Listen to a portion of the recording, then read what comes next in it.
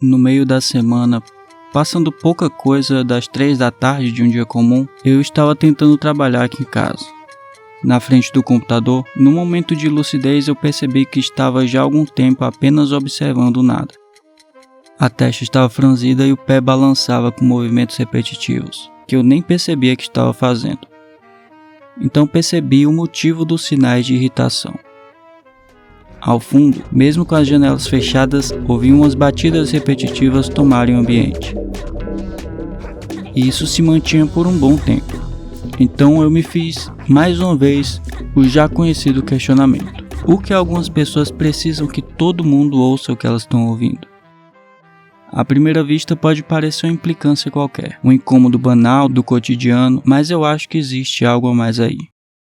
Meus vizinhos que disputaram quem colocava a música mais alta. Em algum momento, esse comportamento deixou de ser uma exceção e virou paisagem sonora. Não é mais só no fim de semana, não é só em festas, é no meio da tarde, num dia comum. Uma batida repetitiva de fundo, letras que querem chocar, convencer ou converter, e tudo isso se espalhando pelas casas do bairro. E não se limita a uma região específica da cidade. Hoje, praticamente qualquer espaço urbano pode estar sujeito a uma trilha sonora involuntária. Eu dividi esse assunto em algumas camadas principais e no final eu trago uma reflexão sobre o real problema, que talvez não esteja sendo visto quando olhamos apenas para a superfície. A música sempre foi um instrumento, uma ferramenta humana. Ela era usada para realizar rituais, organizar exércitos e, de uma forma geral, para elevar a moral do pessoal. Em outros termos, podemos afirmar que a música mexe com as emoções. Hoje a gente usa ela para quase tudo. Para treinar, para relaxar, para estudar, para trabalhar e até para dormir.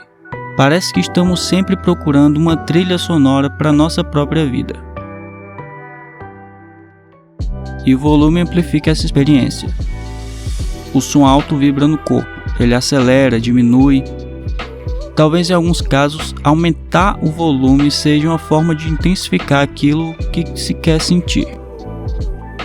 Mesmo que isso ultrapasse os limites do outro. E isso nos leva a outro ponto.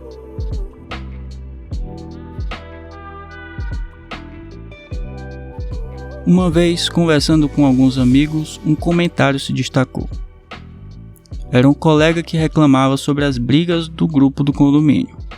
Ele falava sobre uma senhora, a quem classificou como cheia de razão, assim mesmo, entre aspas e tudo. E ele começou a contar no grupo. Ela se defendia a respeito das reclamações que teriam feito dela para o síndico. Indignada, ela bradava: "Eu trabalho a semana toda. Blá blá blá, blá blá blá, blá blá blá. Então eu tenho o direito de uma vezinha na vida fazer um karaokê com os meus amigos no salão." Segundo ele, ela é a senhora que passa a semana inteira com som alto e cantando a plenos pulmões com uma voz mais potente do que das coordenadoras de escola. Enfim, meu colega estava furioso com a desculpa dela. Para completar, ele disse: "E ela acha que todo o resto aqui é desocupado, é? Que só ela trabalha, que só ela tem direitos?" Só não ficou bem claro se ele de fato falou isso ou se ele estava apenas dividindo com a gente o que queria ter dito na hora. Mas a questão aqui é: muitas vezes o desrespeito tem origem no momento em que a pessoa se sente constantemente comprimida, como se não tivesse espaço para existir, para fazer o que gosta. No caso do exemplo que eu trouxe aqui, a mulher se sentia tão esmagada pelo meio que decidiu simplesmente não se importar mais com os outros.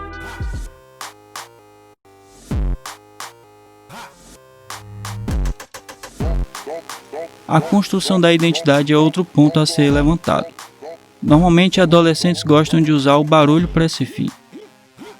E muitas vezes, através de músicas de qualidade extremamente duvidosa, eles buscam se encontrar. Aumentando bastante o volume, eles tentam dizer: "É disso que eu gosto. Olha como eu não me importo com as regras." E esse tipo de coisa. Geralmente, quanto maior o volume, maior a intensidade da perturbação que querem causar. Felizmente, isso não passa de uma fase. Pelo menos é o que normalmente acontece. Mas de todo modo, serve como exemplo de como o exagero do barulho é usado como forma de expressão na sociedade. Mas existe uma camada que talvez seja mais silenciosa que as outras. Eu estou falando do que eu vou chamar aqui de o vazio do silêncio.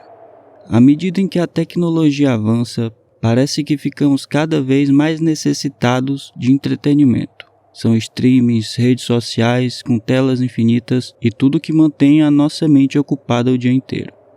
Mas se engana quem pensa que essa mania de deixar um sonzinho de segundo plano começou agora. Muito antes da internet chegar, a televisão e o rádio cumpriam o papel de companhia barulhenta de muita gente. Ou seja, o que vemos hoje é apenas a extrapolação de um cenário que já vivíamos há muito tempo. E é nesse ponto que eu quero chegar. Uma outra causa desse exagero é que para algumas pessoas parece que o silêncio se tornou desconfortável. A falta de barulho traz diretamente a necessidade de lidarmos com os nossos próprios pensamentos. Talvez para algumas pessoas o barulho seja menos sobre música e mais sobre fuga, se é que eu conseguir me expressar bem nessa parte.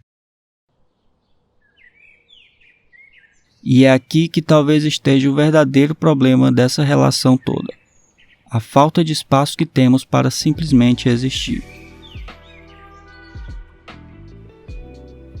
Quando eu visitava parentes que moravam no interior, lá no meio do nada, percebi que quase toda casa tinha sua própria barulheira. Rádios ligados o dia inteiro, aparelhos tocando os mesmos CDs repetidamente. Mas mesmo com todo esse barulho, ninguém parecia realmente incomodado. As casas eram distantes umas das outras. Cada um tinha um espaço suficiente para fazer o próprio ruído sem invadir o vizinho. Nas cidades a situação é outra. As casas são próximas, as paredes são finas, e a expressão individual acaba virando, quase sem querer, uma agressão ao outro. Talvez aquela vizinha do karaokê realmente acreditasse que tinha o direito de cantar alto depois de uma semana de trabalho. E talvez, no fundo, o que ela queria mesmo era só isso, um espaço para se expressar. O problema é que, nas cidades de hoje, muitas vezes, o único jeito de alguém existir acaba sendo invadindo o espaço da outra pessoa. E talvez por isso que naquela tarde de quinta-feira, enquanto eu tentava trabalhar em paz, eu me senti tão incomodado. No fim, não é o barulho que nos sufoca necessariamente, é a ausência de possibilidade de silêncio para existir. Talvez também não seja justo simplesmente reclamar ou fazer juízo de valor a respeito de como as pessoas se expressam. Pelo menos não antes de reconhecer que naturalmente precisamos de alguma válvula de escape. Algo que nos tire um pouco da tensão do dia a dia. Portanto, o problema é que vivemos em ambientes que não são feitos para permitirem essa liberdade. Com isso, nos vemos obrigados a nos moldar a uma realidade que mais prende do que liberta. Portanto, não é simplesmente o barulho que nos sufoca, é a ausência do direito de escolha.